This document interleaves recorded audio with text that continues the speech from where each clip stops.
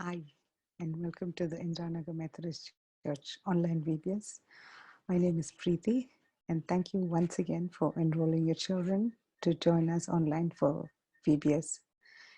As a part of the teachers' training for the VBS, usually we would meet at church for half a day and have our training sessions. But because of the lockdown and the online format, as a result of it, we haven't been able to meet in person and have our trainings together. So, one of the things that we wanted to do was to have videos for the teachers, like a summary of what our daily lessons were.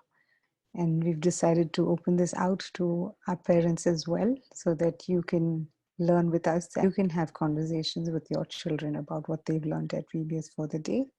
So, in a sense, the text, the biblical text, and the character and the themes for the day are going to be the same as what the children are learning in class. So, as you already know, or would have heard from your kids, the VBS theme for this year is Trail of Faith. And our VBS memory, the theme verse is Hebrews 11:6, which says, "And without faith, it is impossible to please God." And like our children are going to be studying in their classes, we're going to be discussing real people, real lives, real choices, real consequences, and a real God.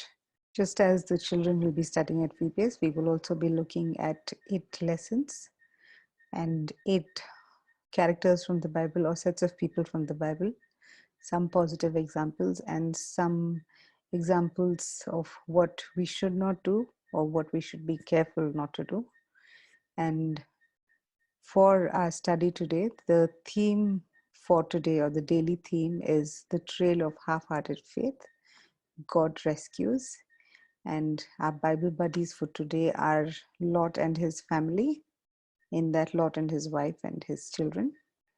And indeed, there is a lot to learn from Lot. Just a few highlights from what the biblical text teaches us about Lot. We know that Lot was Abraham's nephew. He was among the chosen ones, in that he traveled along with Abraham. He went with him to Canaan. He went with him to Egypt. He was present when Abraham went to Egypt. And eventually we find that Abraham helps to rescue Lot from the Chaldean conquest. And later they split ways because both Abraham and Lot were doing so well that they ended up having issues amongst their servants. So Lot chose to move to Sodom because it was a land that was more fertile, more greener, and in that sense, we see Lot's self-centeredness because he decided to choose the greener pastures for himself, even though he was younger and could have worked harder. And Abraham was his uncle and much older than him, but still we find that Lot chose the greener pastures and Abraham went on the other side. And we also find that Lot took good care of his guests and he safeguarded them, especially when it comes to the narrative about the 2 angels. So when we move from the Old Testament references of Lot to the New Testament, we find a completely different picture because in the Old Testament, we see Lot is presented as someone who was not willing to go immediately when the angels of the Lord told him to leave the place immediately. He was not willing to leave, and in fact, he literally had to be dragged out with his wife and his children. They had to hold their hands and take them out of the city. When we turn to the New Testament, we find that Lot is presented in a positive light. He is called a righteous man.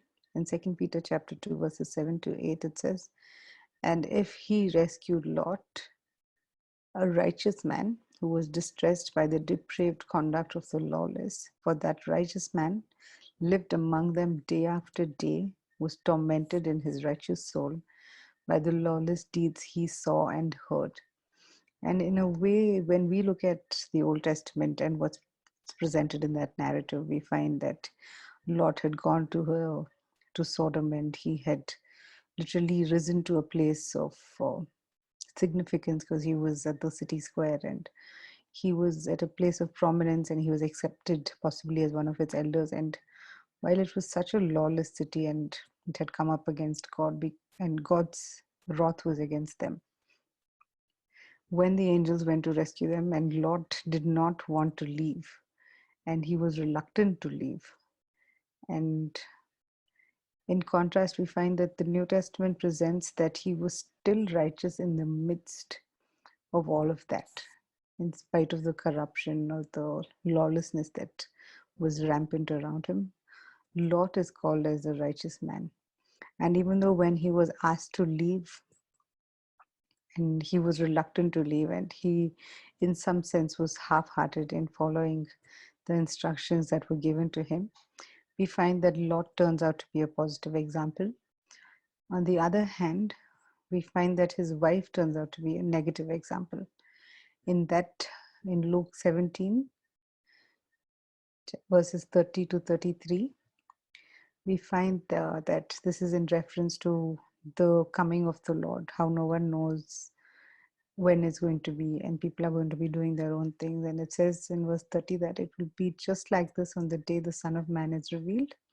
On that day, no one who is on the housetop with possessions inside should go down to get them.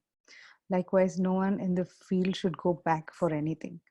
Basically, it presents us with the idea of being ready for the return of Christ, to be ever ready, whenever we're called to be ready to leave, not to go back after our possessions or things that we think matter in that sense. But verse 32 is a great reminder because it says, remember Lot's wife, because she turned. And that is an indicator in the sense of um, possibly impulsive disobedience. She wasn't thinking what she said or what she did. Or sometimes people, romanticize it and rationalize and say, oh, maybe she was missing her friends or she was going to go back for something that she had left behind. But the Bible is very clear and it says, do not turn back like Lot's wife did. Because it says, whoever tries to keep their life will lose it, and whoever loses their life will preserve it. And one of the things I've always wondered about personally is about why salt? Why did Lot's wife turn into salt? And that's something that I'd like us to ponder upon for a bit and study together for a little bit. Uh, Basically, I'd like us to think about what are the uses of salt. Some of the things that you possibly might say are as seasoning, as a preservative, and as a disinfectant. And something that most often goes unnoticed is in the Bible, salt was very significant because it was a component of Old Testament ceremonial offerings.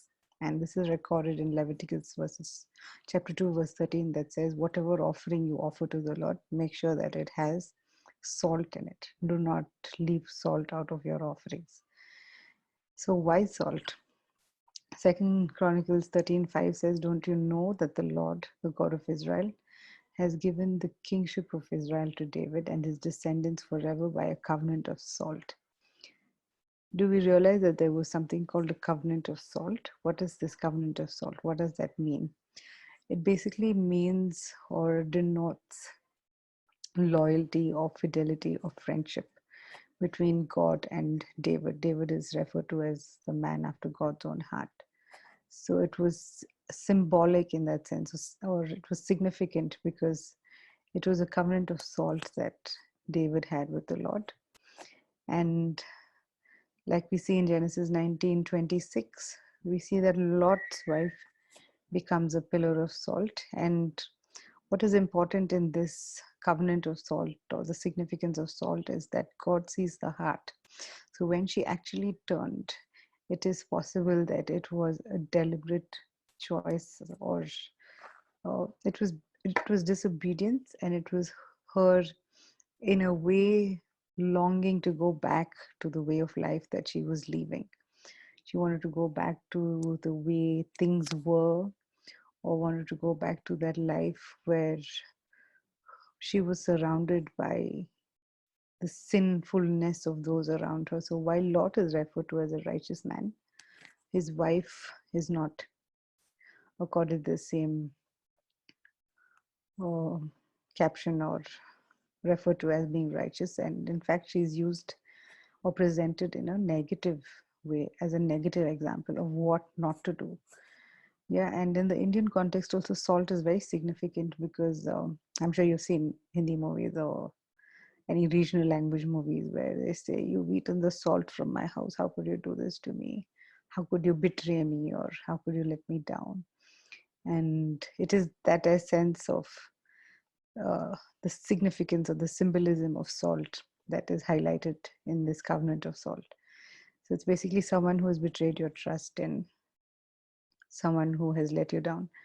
And Mark chapter 9, verse 50 says, "Have salt in yourselves and be at peace with one another." The medical field will tell you don't have too much salt, it's going to be really bad for your BP. But the Bible says, have salt in yourselves. What does that mean then? The salt in this verse refers to the goodwill that seasons positive relationships. Too much of anything is bad, but the salt in that sense is special in how limited it is in its use in terms of quantity. You just need a pinch of salt or just a little bit of salt to change flavor or to add flavor to something that you're making. And salt in this verse refers to that goodwill of that seasons positive relationships between people. And it is also a play on the covenant of salt that we just looked at and indicates friendship, compassion, closeness, and intimacy in that sense. And my question for us today is, are we half-hearted in how we follow Christ? Or do we follow him wholeheartedly? Is our wholehearted following of Christ evidenced in our individual trail of faith? I'm not sure what each of our backgrounds are, but at the end of the day, we pray that our trail of faith would be with Christ and that we would continue to look to him and the hope that is available to us to him through him. Yeah, so does our personal walk with God reflect our wholehearted following of Christ? Is it witnessed by our families in how we live within the families that God has placed us in? Is it witnessed by those that are in our church or our faith community? Do they see that you and I are striving? We struggle, but we continue to strive to follow Christ wholeheartedly. In the larger communities where God has placed us, whether it's in your workplace or just your general society at large, how do people see you and me? Are we, does it show that we seek to follow Christ wholeheartedly, or are we just half-hearted? Say, I'll just do this one checklist. I'll go to church on Sunday, one checklist. I'll pray in the morning, one checklist. Has it become mere ritual for us? And especially in today's context of the lockdown, where everything is online, social media has become the only way we get to connect with most people. So does our social media reflect our desire to follow Christ wholeheartedly, or does it in fact show signs that we follow him half-heartedly? I'd like to leave us with the following questions. What are we going to choose wholeheartedly? Are we going to continue to live lives that are self-centered, or will our lifestyle going forth reflect a God-centered, focused lifestyle? Will everything that we do that influences our lifestyle be focused on God and his word and living out the life that he leads us by his spirit to do, and that we would in turn be blessings to those that he's placed around us? Thank you. I hope you all have a great day and that you have a great time interacting with your kids and discussing the lesson that they've learned at VBS. And it is our prayer that you will continue to grow as a family in the Lord through this time. Stay home, stay safe. See you guys. Thank you.